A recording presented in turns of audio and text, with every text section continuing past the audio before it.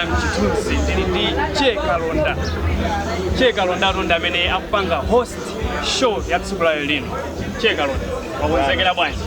Ndo konzeka bwana. Ati bwana wamaenda okonzeka. Nabado konzeka. Uri sapo ima. Ati anabado konzeka kale tingomuonesa kuti iye aime agwire ntchito yake. Yeah man. Mmazisata zomwe amapanga Makosana. Those guys are friends, they're family. Yeah. Magai ona odi. Masata usafanya Makosana, ni masata fanya ni matafanya. Yeah. What's your comment? Kuti mwina akuprova ma artist.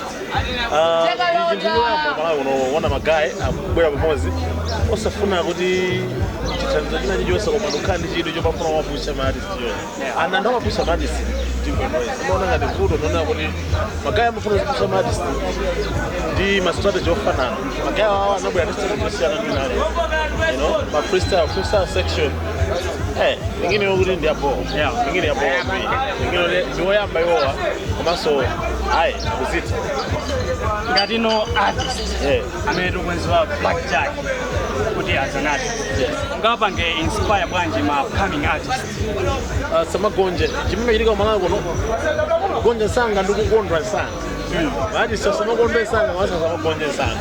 You know, don't get too excited because wapanga nyimbo mozi. Day inapeka wa program ina kama yona ndia sharp wewe.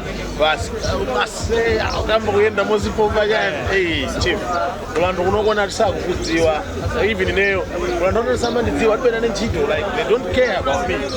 They didn't get any zafike mpaka na pamene onza afikire. Pamene zononda zaka za mtu. So always learn to be humble and always don't give up. Like just work. Record music. Panga nyimbo pena bagezi kazaboka zakaza mwazimvera tunoka ma upcoming artist nakuti musikhala osichepesa komanso musamagive nsaka umu ndimene ndachezera ndi Kalonda ndimsiye Kalonda kuti akasogolere ine to ndi blessings manjolo kuchokera ku Alonjezi big time ndakunyadira chifukwa cha nthawi yako. Big up Makosana one time Blak inze